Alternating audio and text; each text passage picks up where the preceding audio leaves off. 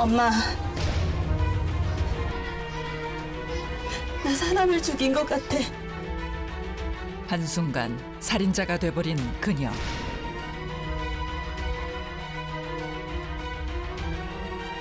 아, 실제로 우리나라에서 일어난 사건이에요? 난 사람을 죽였다고! 한 여성의 인생을 뒤흔든 충격적 비밀. 살인사건에 숨겨진 진실이 공개된다.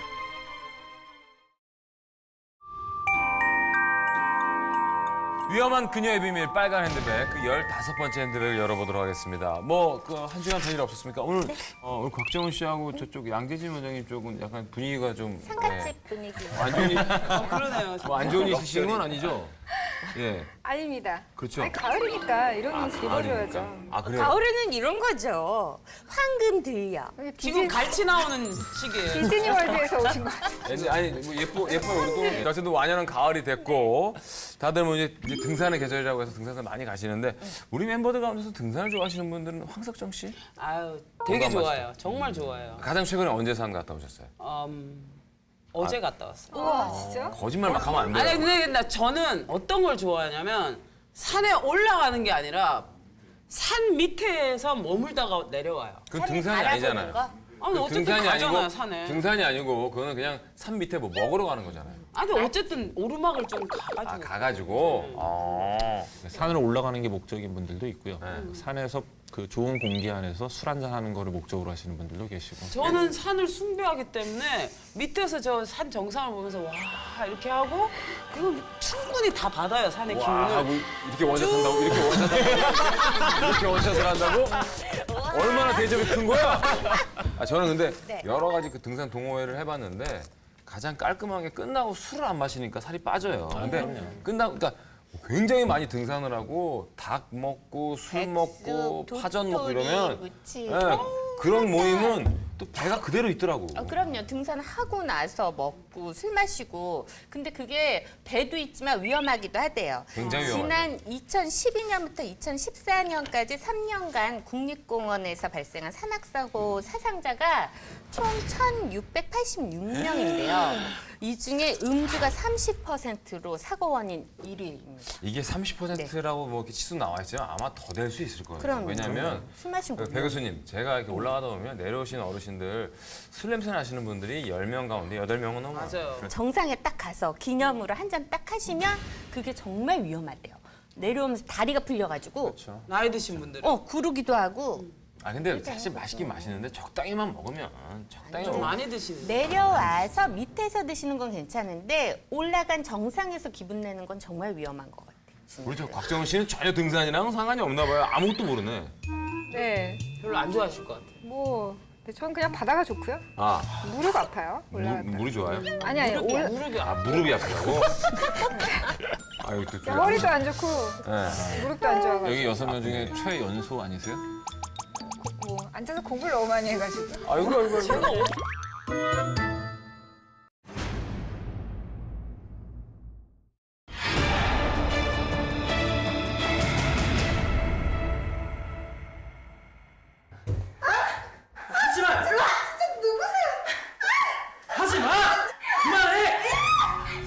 몸싸움을 벌이던 두 여성. 사고는 순식간에 벌어졌다.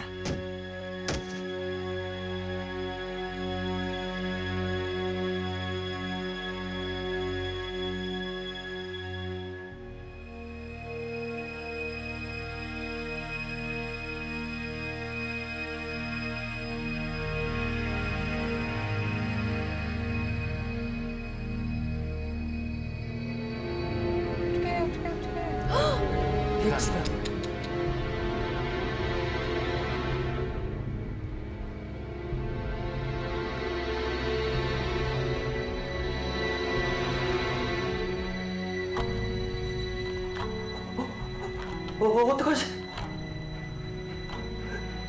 숨을 안 쉬는 것 같아.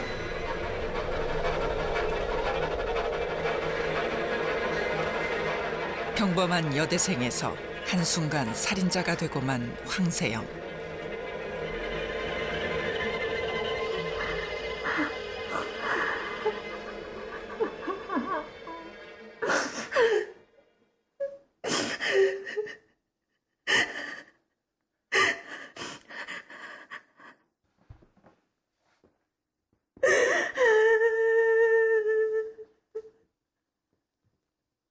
우리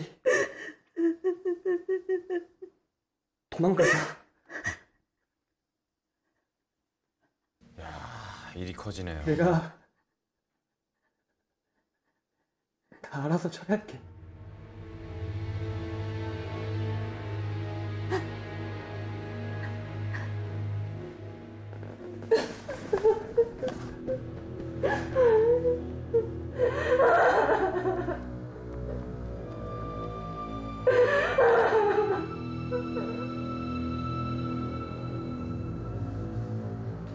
놀란 황 씨를 대신해 시체를 유기한 건 김우진이었다.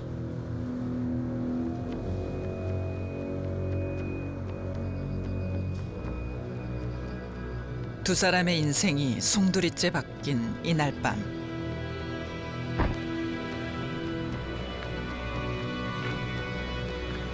대체 무슨 일이 일어난 것일까?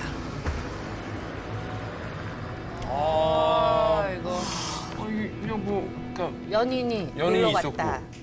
어떤 여자를 죽였고 근데 그 여자가 이제 어쨌든 남자가 책임지겠다 그래서 시체를 갖다가 유기를 하는 건데 저게 고의성이 없는 살인이면은 그렇죠. 과실치사로 들어가나요? 아니면? 그렇죠. 그게 되죠. 예. 증인이 또 있으니까. 그치. 죽이려고 그런 게 아니고 보니까 계단에서 밀려서 몸싸움하다가 이런 거잖아요. 사고사일 수도 있으니까. 어쨌건 고의는 아니지만 살인을 한 여성분과 그 사체를 유기한 내가 책임진다고 해서 트렁크에 사체를 넣었던 그 남자는 연인으로 보이고 연인 같아요.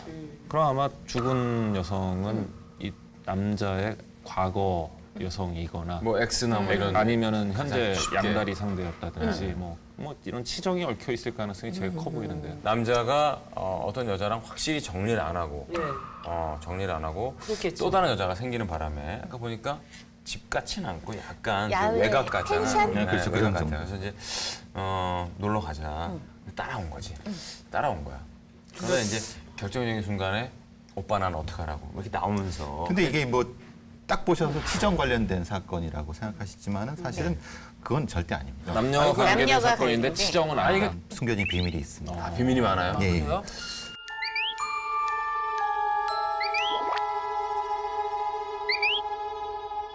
여기서 문제가 있는 게 네. 보통 남자들이 그런 일들이 발생하면 그걸 숨기는 게 아니라 이렇게 어떻게든 이렇게 해결을 이성적으로 하려고 하잖아요. 그런 큰 일이 생기면. 근데 이제 그게 남자가 어떤 성향을 가졌는지 그리고 나이대에 따라서 다를 수 있을 것 같아요. 그러니까 어떤 인지 기능의 발달이 아직 덜 됐거나 쉽게 말하면 철이 좀 덜 든 친구들 같은 아니 근데 경우는 사실 그럴 수 있죠. 남자 입장에서는 이거를 시체 은닉을 하면 자기는 죄가 없다가 완벽히 죄가 크게 생기는 거잖아요. 그럼 사실은 뭐 무섭지. 그게 밀친 더 게 여자였다면 남자 입장에서는 에라 모르겠다 일단 경찰에 신고하자가 먼저 나왔을 것 같은데 은닉부터 하는 게 조금 그러니까 간단해서 남자도 어려워 뭐가 잘못된 게 있어요. 이거 아닐까요? 셋이 무슨 은행을 하나 턴 거죠, 시골.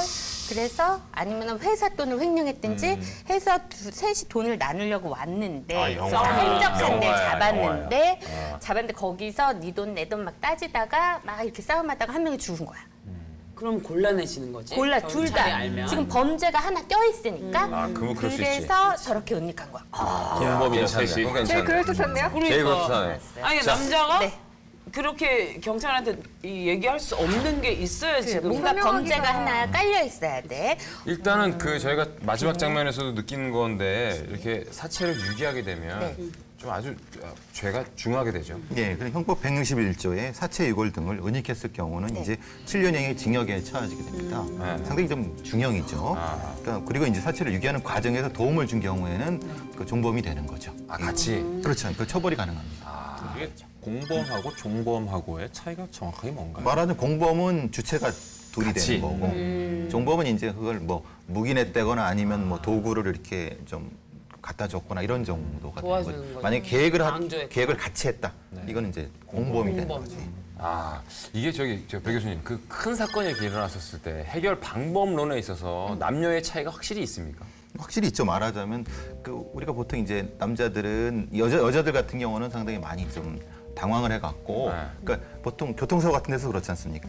차 안에서 꼼짝해 그냥 가만히 있어. 가만히 있죠. 안 뭘 나오지. 해야 되는데 안 해갖고 그러다가 전화만 하는 분들이 보통 많죠. 많죠. 무서우니까 그래서 현실이. 오빠나 아니면 부모님한테 전화하는 경우가 있고 남자들 같은 경우는 바로 나와갖고 싸우죠.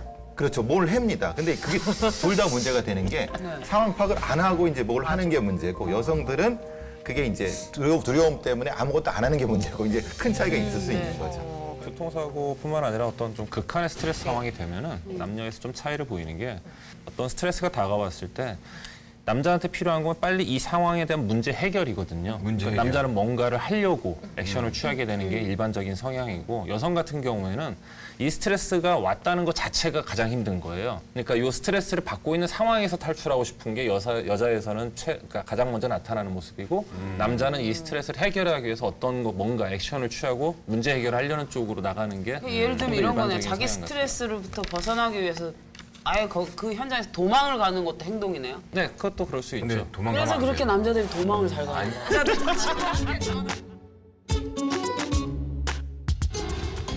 심리 추리단이 유추한 사건의 내용. 세 남녀 사이의 치정 사건일까? 다 알아서 처리할게. 아니면 시체를 은닉한 남성에게 비밀이 있는 걸까? 혹 세 사람이 연루된 또 다른 범죄가 있는 건 아닐까?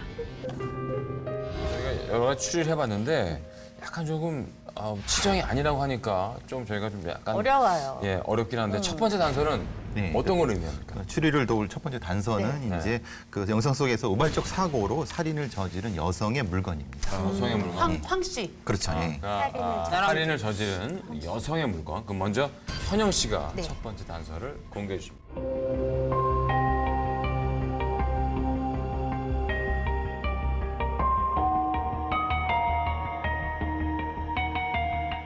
어머, 왜요? 이런 경우는 처음인데요? 백이 하나 또 들었어. 그 안에 또 뭐가 있는 건가요? 아 그게 그 뭐가 있네. 종이백이에요. 종이백이라고요? 그 땡땡이. 초등학생 그러니까 느낌. 너무 미쳐요. 아, 이게 뭐라고요? 그 여자를 밀었던 예, 밀었던. 황 씨의 물건이라는 거죠. 뭐가 들어있네? 이거 색이 완전 다르네요. 빈티지한데요. 아니 박스가 오래돼가지고 오래됐어요. 안에 그 하고 밖에하고 색이 달라요. 밴드. 밴드 썼던 가방. 이게 보통 여자들이 자기 봄을 모아두는 것처럼 일기장도 놔놓고 핀도 놔놓고 막 그런 그다음에 머리카락 같은데요? 머리카락이 뭐라고 쓰죠? 유전자 검사했나? 뭐라고 써 있어요? 그럴 수도 있죠. 2015년 8월 20일 목요일. 두 개가 있네? 머리카락이요? 네. 그다음 이거 보면은 밴드인데 피가 묻어 있는 밴드. 썼던 건데. 피가 묻어 있는 밴드. 뭔가 섬뜩해. 근데 이거는 뭐 크게 다친 것 같지는 않아요. 크게 다친 것 같지는 않아요. 보통 쓰레기통으로 가야 될 것들이 지금 그러니까 여기 그렇죠. 뭔가 이거 바로 버려야 이거는 돼. 머리카락 피 묻은 거 이런 거 보니까 유전자나 뭘 검사하기 위해서 뭐를 계속 모았나? 모은 것 같은데? 무슨 저기 범죄 현장에서 그죠? 증거물 수집할 때 쓰는 것 같지. 그리고 형사야? 이 머리카락은 다른 사람 거예요. 왜요? 두 개가. 왜요? 하나는 염색을 했고 하나는 검정색이에요. 날짜 차이가 얼마나 나는데? 날짜는 똑같아요. 네, 날짜. 8월 20일 똑같이 저 이거 뭐죠? 냄새 한번 맡아봐. 그럼요. 손수건. 근데 손수건에 침이 있다면 그걸로 또 유전자 검사 가능하죠. 유전자 검사를 했다면 검사하는 곳에 보내서 이게 더 이상 있지 않아야 되잖아요. 이거 돌려주지 않죠. 검사하면. 예. 이게 검사하려고 모은 거 아닐까요? 아직도 있다면 이건 자기가 갖고 있을 목적으로 가지고. 어떤 뭐 소중한 것을 보관하는 그런 것일 이 수도 있는 정도면은- 거죠. 왜 이게 소중하지? 있으니까요. 수준인데 저. 그래 약간 저 아니요, 머리카락- 스토커 느낌 받았어요. 머리카락 모으잖아. 아니, 그- 사랑하는 모아요. 사람. 그러니까 상대 간직하고 머리카락이다. 사랑하는 연인끼리는 뭐 처음 뭐 극장 갔던 극장 표라든지 그런 거는 거기까지 그런 이해해요. 거야. 뭐 근데 근데 피하고. 이거는 너무 무서워서 그래요. 머리카락이나 이런 이거 거. 남자 거잖아요. 너무 선명하게 남자. 근데 약간 계단에서 밀은 예, 그렇죠. 예. 그 여자분이 그 남자친구를 스토커처럼 예전부터 이렇게 좋아하다가 작정하고 작업해서 사귀게 된 그런 케이스인가 보다. 이게 굉장한 사랑 내지 집착으로 보여지는데요. 저는 한편으로 이 가방에 주목하고 싶은데 그냥 뭐 이렇게 요즘에 산 파우치가 아니라 되게 오랜 오래된. 시간 갖고 있었던 촌스럽고 빛이 바랜 가방이잖아요. 그것이 어쩌면 이 황 씨는 항상 남자를 사귀면 이런 식으로 되게 집착하는 계속, 뭔가를 막 이거 다 이렇게 막 자료화하고 이런 것 흔적도 다 모으지 않으면 안 되는 어떤 강박적인 성향을 갖고 있었다. 그게 되게 오래된 일이다. 저희 공개했던 단서 중에 가장 깨름직한. 그러니까요. 이게 근데 우리 눈에는 깨름직하지만 이걸 모은 이 사람의 눈에는 이 물건을 얼마나 사랑스럽겠어요. 소중할 수도 있죠. 그렇죠. 머리카락이나 저 이제 묻어 있는 피라든지 자기가 정말 좋아하는 사람 신체의 일부라고 생각을 한다고. 누군가에게는 되게 소중한 거일 수도 있겠네요. 네. 그러니까. 자, 과연 이 물건들이 어떤 물건들인지 저희가 일단 화면을 통해서 확인하도록 하겠습니다. 좀 약간 섬찟한데요. 보시죠.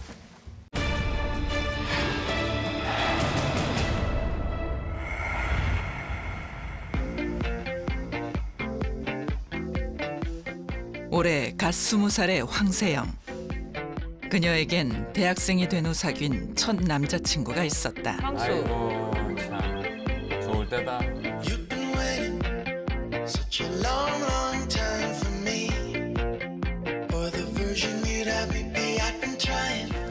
세영아. 왔어. 남자친구가 늦어서 연락 화내다가 화내려고 그랬는데. 많이 기다렸지. 아니야. 나도 방금 왔어. 얼굴만 봐도 화가 절로 풀릴 만큼 잘생긴 남자친구.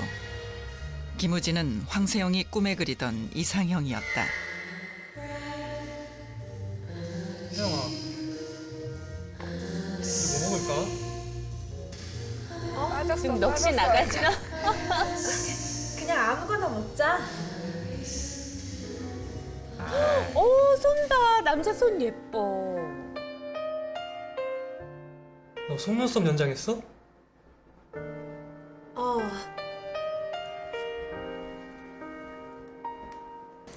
속눈썹 연장한 거를 알아요? 예쁘네. 잘생긴 외모에 여심까지 헤아릴 줄 알았던 김우진.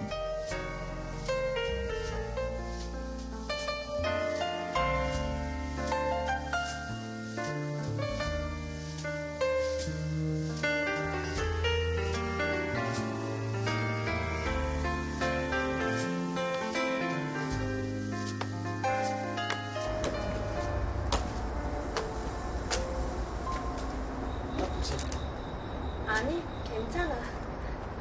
자. 이게 뭐야?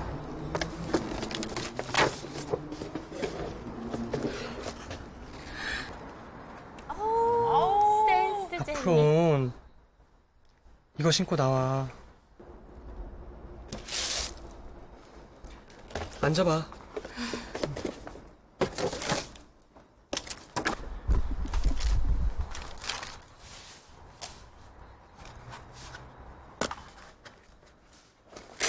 발 사이즈도 미리 알았나 봐. 저런 섬세한. 발목에 상처 났네.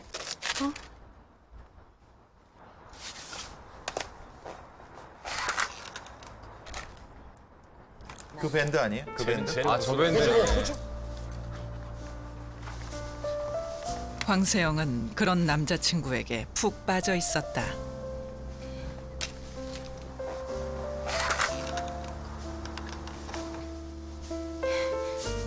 난 오빠가 원하는 거면 뭐든지 다 할 수 있어.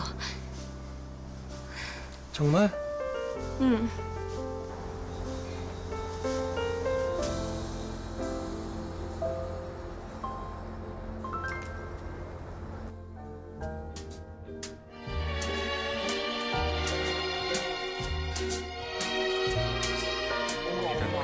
머리카락. 김우진과 만나고 돌아오면 황세영은 반드시 하는 일이 있었다.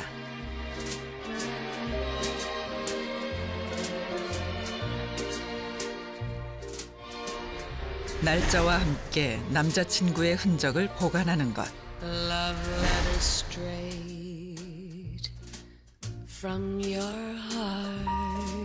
이게 진짜 저 소녀 감성인데 13살, 4살 저것도 때.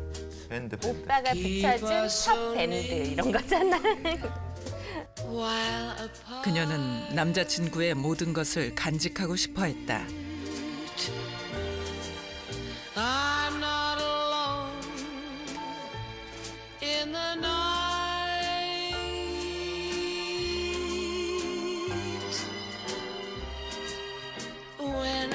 can have all the love you write. I'm 여보세요? 녹음을 했어? 안 보고 싶어? 아이, 보고 싶지. 정말? 그럼. 나도 보고 싶어. 외웠어. 카드 들었어. 아니야, 보고 싶어. 아, 나 정말 이해해, 저거. 김우진과 함께한 모든 시간을 놓치고 싶지 않았던 황세영. 그녀의 첫사랑은 지나치게 뜨거웠다. your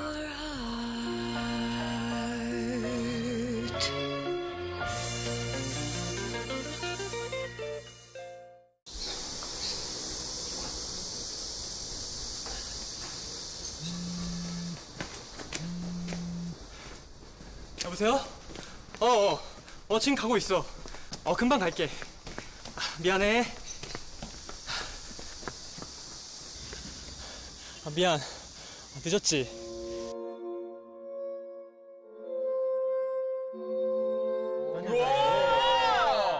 하지만 김우진에겐 다른 여자가 있었다.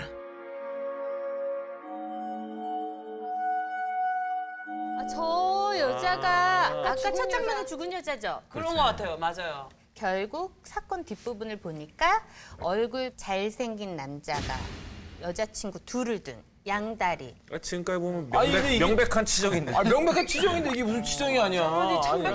실제 이 사건 같은 경우는 이제 굉장히 사건이 굉장히 미소년 같다. 보신 것처럼 미소년 같은 스타일이었고 아주 잘생긴 외모였다고 합니다. 아, 그래요? 예. 그리고 이제 호감형이죠. 많은 여성들이 좋아할 수 있는 그런 타입이었다고 요즘 합니다. 아이돌 같은. 지금까지 사건 많이 만나보셨는데 그 여성 편력이 센 남자들이 저렇게 다 이렇게 약간 잘생기고 그런 것만은 아니잖아요. 절대 아닙니다. 절대 아니죠. 말하는 우리가 생각하는 꽃뱀이라는 뭐 이런 제비 뭐 여성들도 이런. 제비도 이제 아주 잘생긴 게 아니라 보통 중간 정도에서 조금 왔다 갔다 이 정도입니다. 그러니까 이 사건 속에 그렇네, 나온 그래요. 저 남자도 사실 초반에 연애 장면 나올 때 속눈썹 붙였네? 이런 그런 그러니까 디테일한 것까지 딱 알아맞힌 섬세한 남자.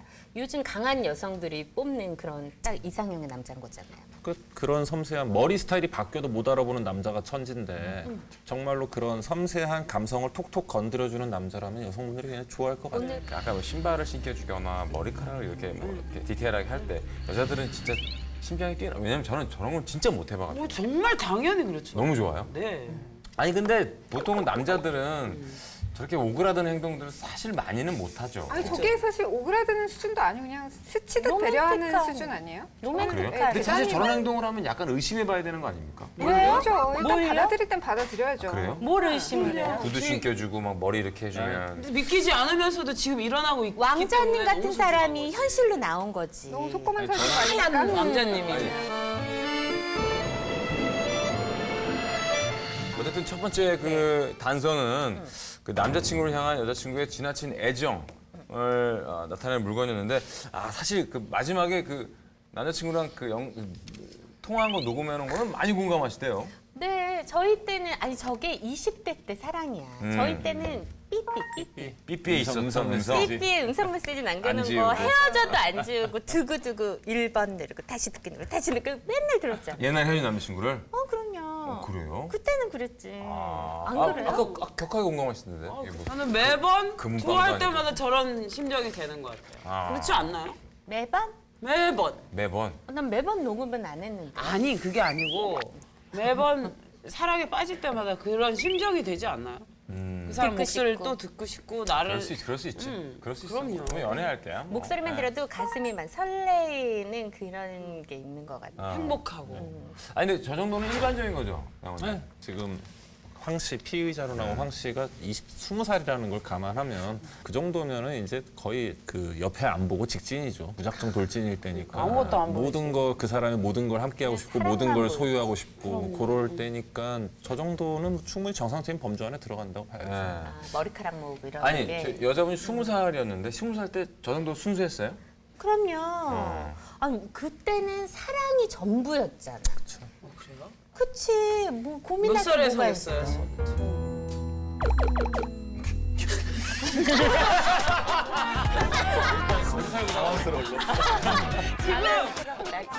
이성적으로 머리를 당황스럽네.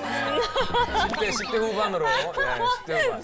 박정은 씨는 돌이켜볼 때 20대 때 다 기억나요? 그때 그 풋사랑들?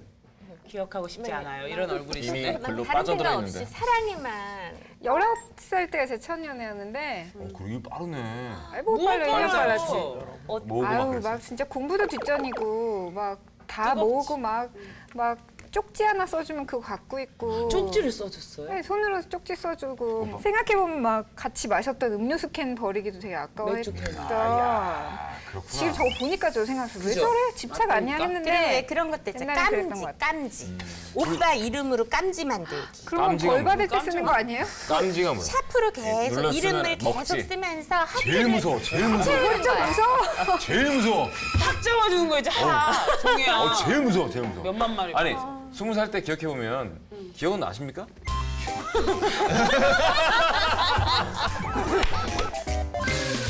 이제 뭐 남자 여자 얘기를 하다 보니까 당연히 이제 뭐 끌리는 스타일이나 뭐 외모에 대해서 얘기를 안 할 수가 없는데 곽정원 씨는 어떻습니까? 약간 남성 약간 마초적인 얼굴을 좋아하죠? 어떤 스타일 남자 미소년보다는. 좋아해요? 저는 딱 봤을 때 그냥 건강해 보이는 게 좋은 것 같아요. 그러니까 건강해 좀 보이는? 까무잡잡하고 이렇게 듬직하고 일단 이 앞판 뒷판이 좀 이렇게 두꺼우신 분들. 섹시하신 분. 배 나오신 분들? 아니 가슴 부위가.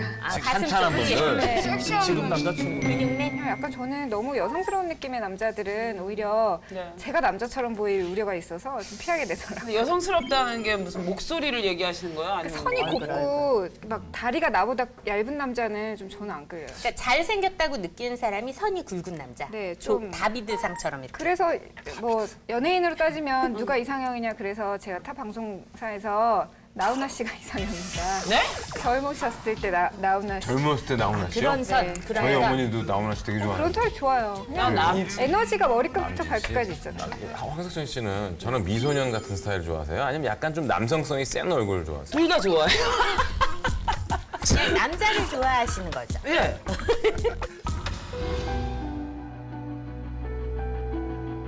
종이 상자에 담긴 그녀의 비밀.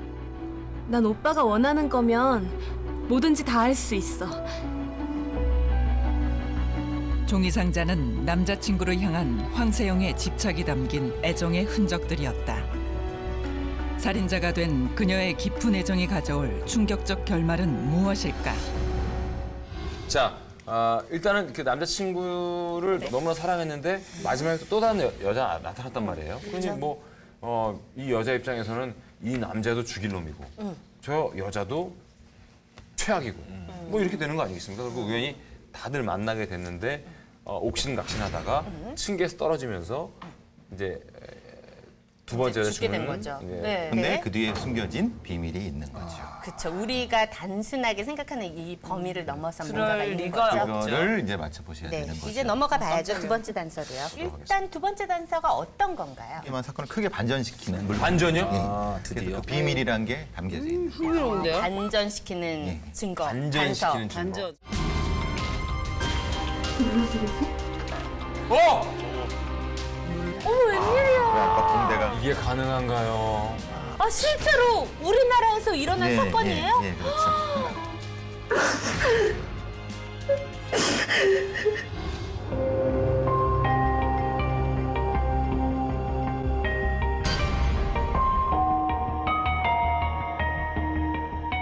사건을 반전시키는 뭘까요? 당나보다 안 보일 정도로 아니 그게 아니라 너무 말도 안 되는 게 있어가지고 압박붕대. 뭐예요? 이거 압박붕대 아닙니까? 와. 비비라고. 뭐지? 저희가 축구나 이런 거 할 때 또 뭐 여러 가지 할 때 압박붕대 여기 팔에다가 그쵸? 네, 이거 아프지도 않은데 괜히 하면은 멋있어 보이고 남자들은 이거 많이 했거든요. 교련 시간에도 배웠잖아요. 팔 이렇게. 진짜 못. 근데 요즘은 테이핑이 진짜 많이 나왔는데 우리 어렸을 때 이거 진짜 일부러 이렇게 많이 하고 다녔어요 이렇게. 근데 이게 반전의 단서라는 거잖아요. 그렇죠, 예. 붕대, 반전의 단서. 왜 단서지 이게? 반전? 반전이면 우리가 아직 모르고 있는 사실을 얘기하는 건데. 복대를 했나?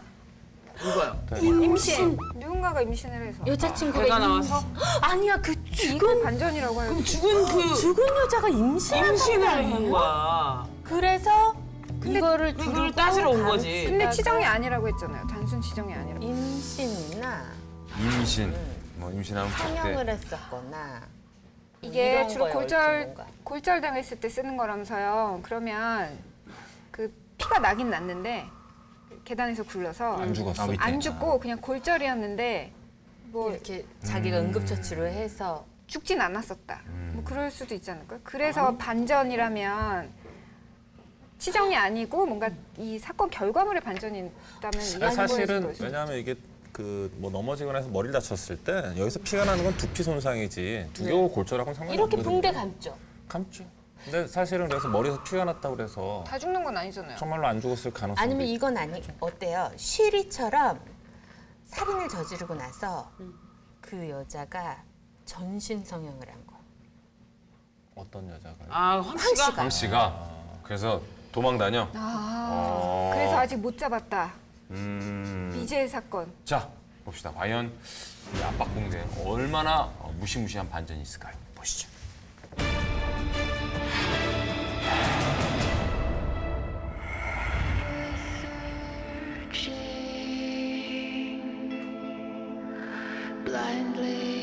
김우진의 집에서 행복한 시간을 보내려던 두 사람. 이때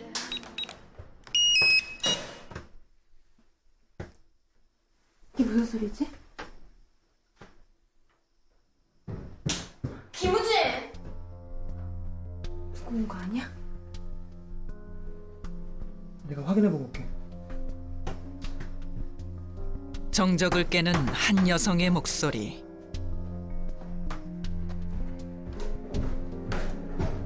김우진! 전화 왜 안 받아? 내가 얼마나 많이 했는 줄 알아? 뭐야 또? 어떻게 나한테 이럴 수 있어? 오빠.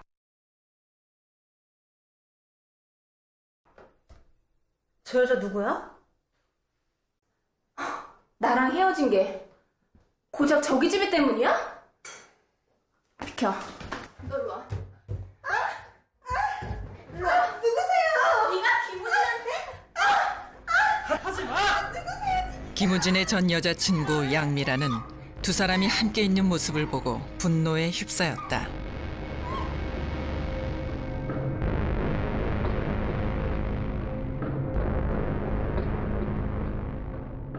이성을 잃은 양미라를 떼어내려던 황세영.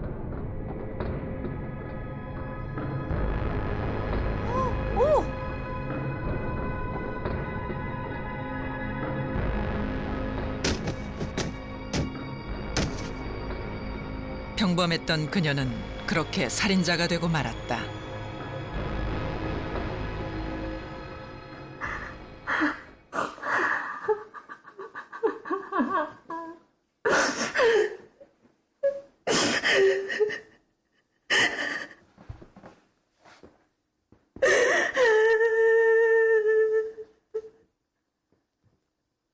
우리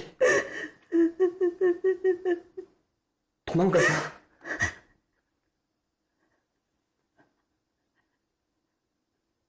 내가 다 알아서 처리할게. 어떡할 건데? 난 사람을 죽였다고! 우리는 한 배를 타는 거야.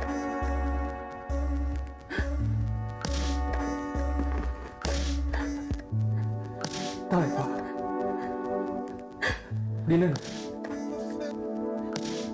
우리는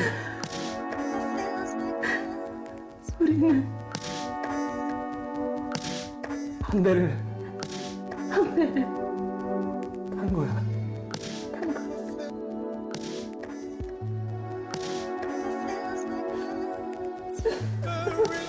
김우진은 여자친구 황세영을 대신해 시체를 유기하고 도피를 제안하는데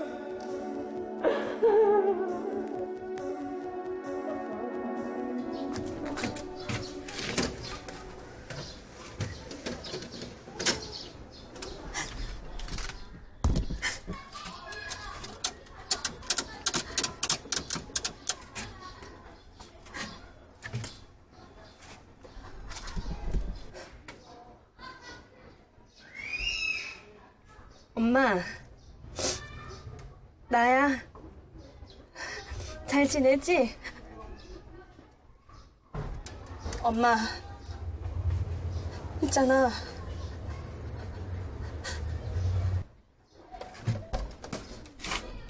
있잖아. 나 사람을 죽인 것 같아. 사람을 죽였어. 내가 사람을 죽였어. 엄마, 어떡해. 어떡해. 나 도망가야 되는데 돈이 필요해. 엄마 미안해.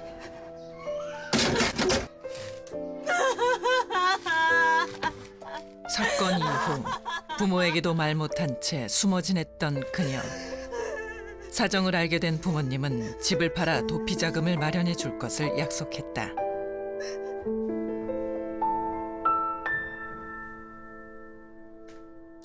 며칠 뒤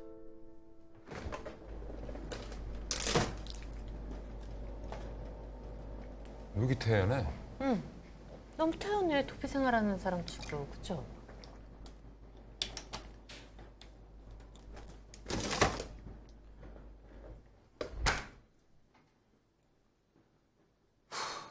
뭐야, 무섭게 왜 이래?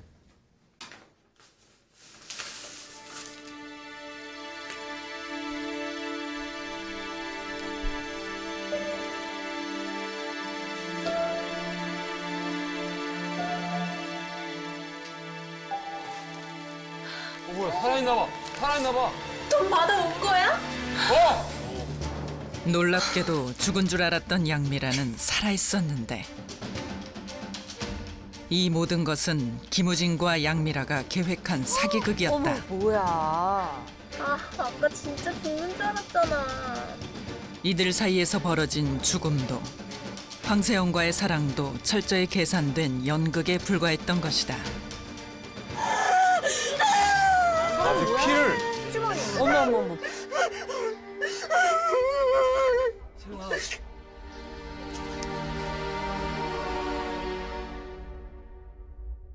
공황 상태에 빠진 황세영을 자신에게 의지하게 만든 뒤 배후에서 그녀를 조종해온 김우진. 이야. 그의 목적은 오로지 돈이었다. 맞다. 그 여자는? 아직 눈치 못 챘지? 공범인 거야. 뭐야, 이것도. 너도 그 자리에 있었으면 좋았을걸? 어머, 여자 목소리. 어머, 웬일이야. 그리고 남은 진실 하나. 황세영이 그토록 사랑한 김우진은 여자였다. 어머, 웬일이야. 우리 아빠 꼰대가 이게 가능한가요? 야, 우와. 이게 실제 사건이란 말이죠. 예. 아, 실제로 우리나라에서 일어난 사건이에요? 예, 그렇죠. 배 교수님, 이거는 말도 안 웬만한 돼. 경찰분들은 다 아는 사건이겠네요. 그렇죠. 근데 이게 우와. 유일한 사건도 아니고 남장을 한 여자 이런 사건들은 사실은 많아요? 예? 아니, 아주 많은 건 아니지만 덜어 있어요. 남장 여자. 예, 그렇죠. 예. 야, 그럼 저 붕대의 반전은 남자가 여자였다라는 거네요? 그렇죠. 그렇게 된 거죠, 말하자면. 이제 호칭을 바꿔야 될 것 같은데요. 그렇죠. 남자친구가 아니라 남장 여자예요. 여자. 이름이 그러니까 본명이 김지수. 그렇게 돼야 되겠죠. 얼마나 남자 같은 느낌이 있길래 저라면 절대 속을 것 같지 않은데. 어떻게 모를 수가 있죠, 배 교수님? 이 정도. 이제 그것도 좀 그렇긴 하다. 피의자의 경우가 외모도 체형도 좀 중성적인 부분은 맞고요. 원래가? 사실 이제 목소리 자체가 이제 문제가 목소리가 여자 목소리였는데 남자 목소리를 낼 수 있었다고 합니다. 남자 여자가 교제를 하면 뭐 뽀뽀도 할 수 있고 둘이 껴안을 수도 있고 이렇게 막 스킨십을 했을 텐데 어떻게 몰랐지? 않으면 이 붕대 같은 걸 몰랐을래나? 근데 이제 남자라고 생각을 하고 앉는 거랑 여자라고 생각하는 거랑 다 다르죠. 근데 제 생각에 기본적으로. 기본적으로 약간 중성적이었다고 하니까 신체적으로 아주 많이 여성스럽지는 않았을 것 같아요. 그렇죠. 그래 원래 좀 우리 학창 시절에도 보면은 있어. 되게 남성적이어서 인기 많은 여학생들이 있었다. 그러니까 톰보이 보이시한 스타일. 남성, 그러니까 보이시한 여성 애들이, 그러니까 일시적으로 우리가 이제 중고생 때 여자애들에서는 좀 더 많이 나타나는데 또래 집단 내에 있는 동성 친구 중에서 좀 남성적인 매력을 풍기는 여자 아이들에게 굉장히 끌려요. 근데 이게 성인으로 넘어오면서 이제는 그 친구와는 그냥 우정에서 끝나는 거고 그렇죠. 자기의 성적 취향에 대해서 확실해지는 거거든요. 근데 일시적으로 그럴 수는 있어요. 근데 이건 조금 다른 얘기죠. 그러면은 저기 공범 둘은 연인 관계였나요? 난 그게 궁금하네. 그런 것 같은데. 그게 애매하네. 여자인 걸 알고 사실 여자였지. 적어도 그 피의자 그러니까 남장을 했던 사람 동성애자라고 합니다. 이 피해자를 가둬놓고 고립시켜놓고 계속 얘기를 하면서 같은 여자니까 내가 이 말을 했을 때 얘는 이렇게 흔들리겠지? 내가 이 말을 하면 이만큼 무서워하겠지? 엄마한테 얘기해. 돈 좀 붙여달라 그래. 막 이거 지령 내릴 때 그 심리적인 걸 다 보면서 근데 저는 바로 이 포인트가 굉장히 인간적으로 비겁하다고 생각하는 게 자신의 어떤 성적 정체성이나 그런 것들을 사기치는데 굉장히 잘 활용한 것밖에 그렇게 되지 된 거죠. 않잖아요. 뭐 너 속눈썹 연장술 했니? 뭐 오늘 화장 어떻게 했니? 맞아, 이렇게 섬세한. 발 만져주고 이런 섬세함을 자신의 어떤 정체성을 사기치는데 활용한 거기 때문에 더 비겁하고 더 잔인한. 근데 원래 인간은 자신이 가진 장점을 활용하잖아요. 사기를 칠 때. 그렇지만 레즈비언일 수는 있잖아요. 얼마든지 자신의 정체성인데 그걸 다른 여성을 매혹시킬 때 자신의 매력을 활용했다면 그건 문제가 되지 않지만 여자를 좋아하는 성향을 가지고 여자를 사기치는데 그 여자는 남자인 줄 알고 좋아했으니까. 사실은 근데 그게 꽃뱀이나 제비나 뭐 크게 차이 없는 거죠. 어쨌든 그 사건을 좀 정리해 보면 죽은 줄 알았던 그 여자분은 죽지 않았고 공범이었던 거고 둘이 짜고 이제 돈 때문에 예, 돈을 빼내기 위해서. 그렇죠. 사망인 걸로 위장했던 여인도 이제 사실은 공범이었던 거죠, 말하자면. 아주 정교하게 조작을 한 거죠. 그래서 죄질이 훨씬 나빴던 거고. 그래서 이제 피의자는 2007년 9월도에 그 징역 10년이라고 하는 아주 중형을 받았습니다. 그 여장 남자가요? 예, 그렇죠. 예. 피의자. 남장 여자. 예, 그렇게 남장 여자였어. 여자. 예. 근데 저 정도로 정교하게 계획을 했으면 저였어도 풋사랑에 빠졌고 정말 너무 환상 속에 있던 남자가 나타났고 막 그런 데다가 경황 없이 살인 사건이 벌어지고 이러면 속을 수도 있었을 것 같아요. 그렇죠. 이게 사실은 그게 그런 정교한 거짓말이 사실은 피해자 부모한테 통했던 거고 이제 맨 처음 이제 그 전화를 하신 거 들으셨겠지만 이제 처음에는 5천만 원을 이제 받아내기 시작해갖고 4년 동안 82차례 6억 5천만 원 챙겼습니다. 그렇죠. 예. 아니 그럼 4년 동안 도피를 하고 있어요. 그렇죠. 그러니까 상당히 오랜 기간이기 때문에 사실은 뭐 회사원이었던 부모님도 딸을 위해서 여러 가지 뭐 월급도 차압당하고 뭐 집까지 팔게 되는 그런 상태이기 때문에 사실 뭐 무엇보다 피해자의 여자친구를 당황스럽게 몰아붙여갖고 판단력을 흐리게 만드는 거죠. 그래서 이제 정상적인 사고를 못하게 만들라고 사기를 친 거가 맞는 거고요. 피의자가 그 살인을 했다는 그러니까 이제 네가 살인을 했으니까 너는 살인자다라고 하는 의도적으로 계속 상기시켜갖고 피해자를 나락으로 해갖고 이른바 그래서 뭐 세뇌당했다는 정도까지도 증언을 하는. 아니 그럼 인근에 있었던 거예요? 멀리 안 가고 말하자면. 도피를 그렇죠. 하는데도 그렇게 된 거죠. 이게 세뇌라고 봐야 되나요, 양 원장님? 사람이 내가 당황하거나 아니면 굉장히 스트레스 받는 상황 속에서는 정말로 합리적인 사고를 할 수 있는 정보들이 안 들어오게 돼요. 세뇌라는 거에서 필요한 거는 첫째는 정보의 차단이에요. 그러니까 고립. 네, 고립이에요. 보통 이제 세뇌할 때 보면은 눈을 가려놓고 그다음에 굉장히 심리적 압박을 가하거든요. 기타 정보는 차단해놓고 나한테 필요한 정보만을 끊임없는 주입을 하는 거거든요. 사람은 어느 순간부터 현실적이고 그러니까 합리적인 논리적인 판단을 못하게 되고 이거를 그냥 믿게 돼버리는 거고 세뇌가 됐다 안 됐다의 기준은 사실은 확신이거든요. 우리가 볼 땐 말이 안 되는 얘기인데 그 사람은 믿고 있다 그러면은 그거는 세뇌가 됐다고 볼 수도 있는 거죠. 근데 그럴만해. 왜냐면 핸드폰을 쓰면 위치 추적이 돼. 그러니까 너 핸드폰 끄자. 뭐 그러면 인터넷도 안 되고 뭐 아무것도 안 되는 장소라면 공중전화 와서 엄마한테만 전화를 한다면 너 지금 그 사건이 좀 알려준 것 같아. 막 단서가 좀 보여주는 것 같아. 더 숨어야 돼. 나오지 마. 이렇게 가둬버리면은. 그렇게 하고도 남죠. 여자인 것도 속였는데. 그러니까. 그러니까 심리적으로 육체적으로 전부 다 차단을 시켜버린 거네요. 그러니까. 그렇죠. 이런 형태가 보통 뭐 사이비 종교 그렇죠. 같은 데서도 똑같이 이렇게 벌어지는 범죄가 될 수 있는 거죠. 얼마 전에 났던 무슨 뭐 기계교 사건이라고 하는데 그런 기계교요? 예. 교 이름이 기계교예요? 예. 그냥 어떤 사람이 만들어낸 건데요. 2012년에 어떤 어머니가 네.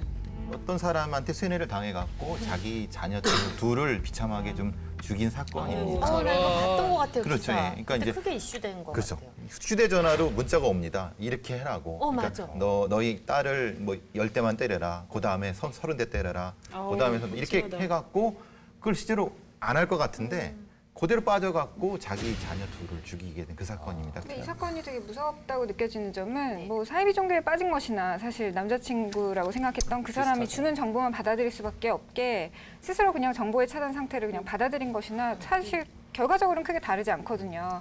그냥 피해자 황 씨의 입장에서 생각을 해보면 한편으로는 남자친구가 나의 범죄를 그래도 같이 한 배를 탔다라고 생각해서 안심시켜주는 동시에 또 한편으로 이 남장 여자가 신고를 했을 때는 나는 그냥 바로 끌려 들어가야 되기 때문에 나를 지켜주는 사람이기도 하면서 나를 위험에 빠지게도 할 수 있는 사람이라는 생각 때문에 되게 괴로웠을 것 같다는 생각도 들어요. 그러니까 이게 놀라운 게 뭐냐면 이 여자이기 때문에 여자가 느끼는 고통을 안단 말이에요. 얼마나 고통스러운지, 얼마나 이 고립됐을 때 두려운지. 근데 한 사람만 그런 게 아니라 지금 그 부모까지 완전 정신을 피폐화 시켜놓으면서 4년을 이렇게 했다는 건 이거는 아무리 봐도 이거는 정말 소시오패스가 아니면 이렇게 할 수가 없는 것 같아요. 전화박스에서 울고 있을 때 주저앉아 있을 때 손 내미는 내미는데 거야. 안아주면서도 얼마나 이 머리 뒤쪽에서 웃고 있는 거 아니에요. 너무 그러니까 이 너무 무서워 사실. 피해자가 그쵸? 사실 근데 이 영화보다도 더 영화 같은 스토리가 실제 있다라는 게 전 너무 신기해요. 얼마나 충격을 받았을까. 모든 걸 다 알게 됐을 때 완전. 붕대에 담긴 충격 반전. 사기를 위해 성별을 감췄던 김지숙. 그녀는 남장 여자였다.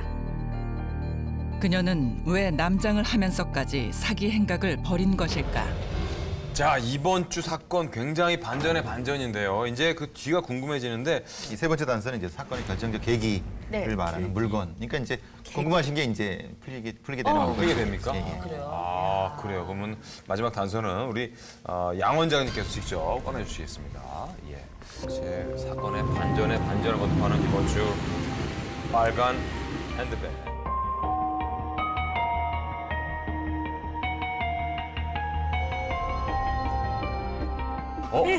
뭐죠? 케이스인데요. 시계 케이스. 시계 케이스. 뭐가 있나요? 시계네요. 시계예요? 네. 뭐지? 왜 시계지? 무슨 남자 시계? 아까 그 남장 여자 그분이 차고 있던 시계 같아요. 네. 맞아. 남장 여자가 차고 있던 시계. 보면은 뭐 누가 봐도 약간 남자 시계라는 느낌이 듭니다. 그렇죠. 여자 시계라고 하기엔 좀 크죠. 그렇죠. 남자 시계죠. 예. 네, 그런 거죠. 보통 20살 친구들은 이렇게 집에 엄청 부자가 아닌 이상 씀씀이가 그렇게 클 수가 없잖아요. 근데 이 남자에게, 여장 남자에게 처음 선물이랍시고 준 것이 생각보다 꽤 비싼 시계였 굉장히 비싼 걸 줘서 얘네 집에 돈 좀 있구나 라고 이제 자금을 상상할 수 있는 어떤 그런 선물이었겠죠. 그러니까 그 여자분이 처음 선물을 좀 센 걸 한 거군요. 이게 처음에 황 씨가 그 피해자가 됐죠. 그 여자분이 차고 있던 시계일 수도 있죠. 그러니까 대학교 1학년짜리가 차기에는 좀 비싼 고가의 시계라서 어떻게 보면 그 범행의 대상이 된. 그래서 저 여자다. 사귀면서 이거를 줬다고. 어쨌든 집에 좀 사는구나. 뭐 이거라. 이런 거를 때문에. 근데 내가 궁금한 게 원래부터 남장을 하고 다녔었나? 이제 그게 밝혀지는 거죠. 이제 밝혀지겠죠. 이제 밝혀져요. 아, 그래요? 이제 밝혀지는 타이밍이잖아. 그 모든 그쵸, 궁금증이. 아, 그래요? 그 단서로 이 남자 시계가 나온 거예요. 아, 진짜? 저만 혼자 방송한 거 아니잖아요. 그래요. 봅시다. 자, 과연 어떤 계기인지 보시죠.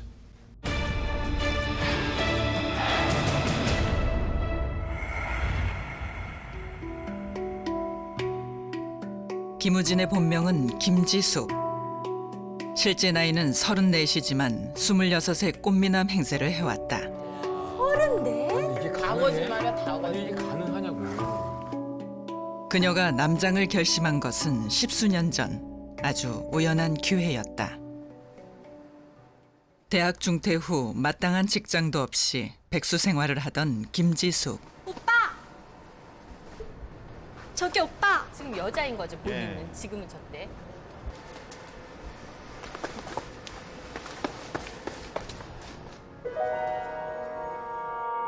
어느 날 그녀를 남자로 착각한 옆집 여고생으로부터 고백을 받았고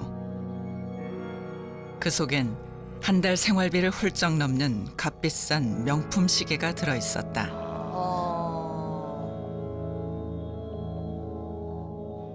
중성적인 자신의 외모가 여성에게 매력적임을 깨달은 그녀. 아,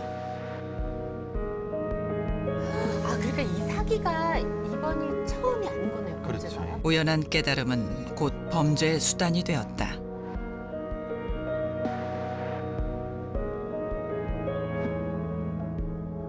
그렇게 김지숙은 남장을 시작했다. 세영아. 자신의 외모에 홀린 여성들이 주요 범행 대상이 되었다.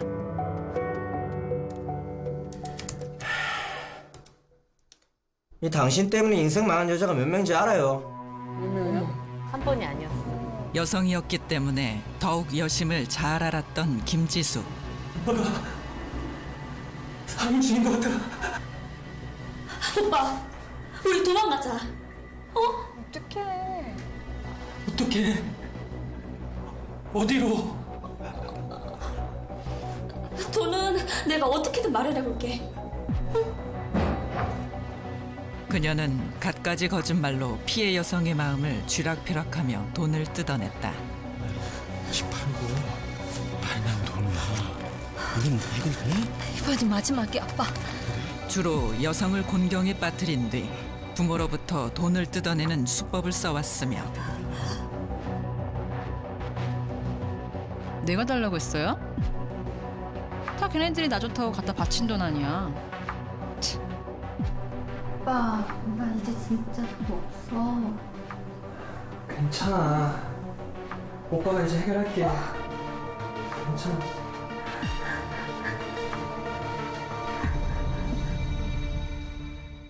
피해 여성을 윤락업소에 보내 화대를 가로채기도 했다. 대박. 어머. 야. 괜찮아. 야, 어린애들은 좀 세게 굴려도 돼. 겁은 많아가지고. 괜찮다니까. 왜? 걱정하지 마. 이거는 악질이다, 악질. 괜찮아. 어떻게 여자가 여자를. 그래. 자신의 중성적인 외모와 여자의 마음을 이용해 희대의 사기극을 벌여온 김지숙.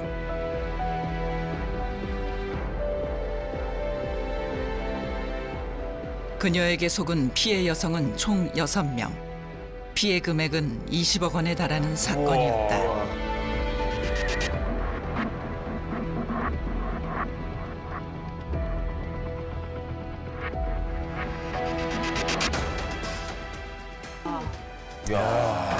진짜 머리 아픈데? 악질. 그렇죠. 아니, 그 유흥업소는 정말 충격인데요?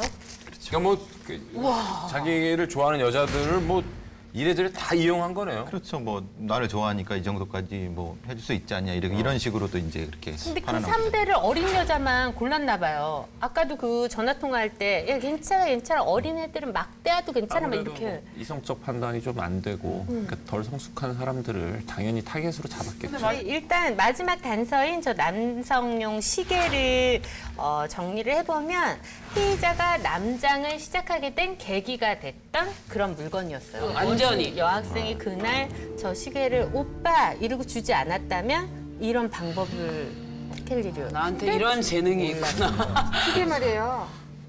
그냥 정상적이라고 표현해야 되나? 그냥 평범한 사람이었다면 돌려줘야 맞는 거잖아요. 저 오빠 아니거든요. 오빠 아니고요. 뭐 하시는 거예요? 그렇지.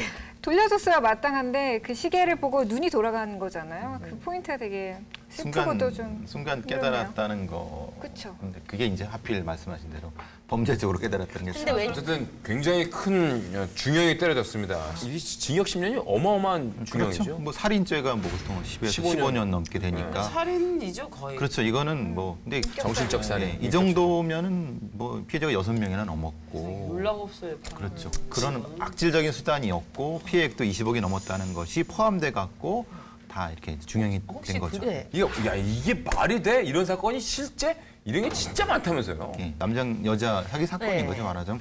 특히 이제 가정주부들, 남편과 불화를 겪고 있는 가정주부들이 공격 대상이 되는 거죠. 이제 흔히 말하는 그렇죠. 약한데 심정적으로 좀 기대고 싶은 그렇죠. 누군가 그런 찾고 형태가 있는 되는 사람들. 거죠. 그러니까 그래서 이제 의도적으로 내연 관계를 맺은 후에 신용카드 4장을 뭐 빌려갖고 6개월간 1억 7천만 원을 1억 7천이요? 갈취했던 사건도 있었고. 근데 왜 그러냐 했더니 이 가정주부가 피해자인 가정주부가 그 사람이 너무 다정하고 자상합니다. 왜냐하면 남편하고는 지금 불화 관계니까 오히려 그런 보상심리라든가 그런 부분. 근데 사실은 그 사람이 남자를 여자라는 건 상상도 못했다고 합니다. 사실은 그런 약한 여성이 약한 심리를 이용해 갖고 사기쳤다는 것이 사실은 용서할 수 없었고. 어쨌든 굉장히 무시무시한 사건이었어요.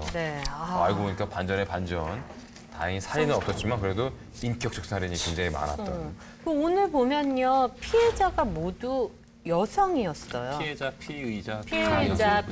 그냥 여성 안에서 이루어진 사건이었어요. 근데 사실은 피의자가 여성이긴 하지만, 그러니까 같은 여자라고는 하지만 어떻게 보면은 남자인 척하면서, 그러니까 남성의 역할을 하면서 사기를 친 거기 때문에, 그러니까 우리가 생각할 때 어떻게 같은 여자한테 저럴 수 있나라고 생각이 되지만 피의자인 여자는 사실은 여성의 마인드가 아닐 가능성이 상당히 크다는 거죠. 오늘 좀 사건을 제가 다뤄보면서 좀 이런 사건도 있구나라는 걸 다시 한번 느꼈습니다. 오늘 어떠셨어요? 저도 사실 좀 중성적인 매력으로 그 중학교 때나 뭐 저는 좀 중성적이잖아요 보실 때. 그게 저는 이제 배우를 하면서 너는 중성적이라서 여자 역할도 못할 것이다 이런 압박을 굉장히 많이 받았어요. 왜냐하면 저는 조금 캐릭터가 다르다 보니까 다르면 우리나라 사회에서는 약간 인정을 하지 않고 좀 이렇게 내치는 경향이 있어요. 근데 이게 제 매력이라고 생각했고 이게 제 캐릭터라고 생각해서 여태까지 버텨온 부분은 있었거든요. 근데 이거를 이용해서 이걸 악랄하게 이용했다는 게 되게 가슴 아파요. 특히 뭐 여성이기 때문에 여성을 이용했다 뭐 이렇게 볼 수도 있겠지만 사실 저는 연애 감정을 이용했다는 생각이 들어요. 가장 나약해 있고 나의 가장 약한 아킬레스건을 내어 보여주고 또 그래서 더 많은 도움을 주고 싶고 하는 것이 연애 감정일 수 있기 때문에 맞아.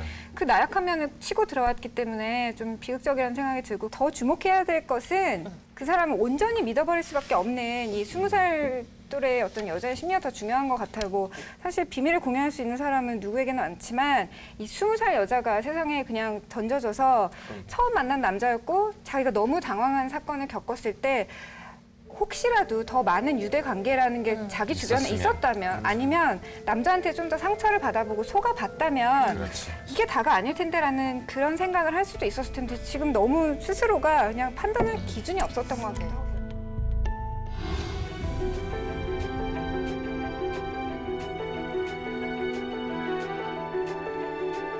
중성적 외모와 목소리를 이용해 범죄를 계획했던 피의자 김지숙. 그녀는 성별을 감추고 남자 행세를 하며 자신을 맹목적으로 사랑한 여성의 마음을 악용해 희대의 남장 사기극을 벌였다.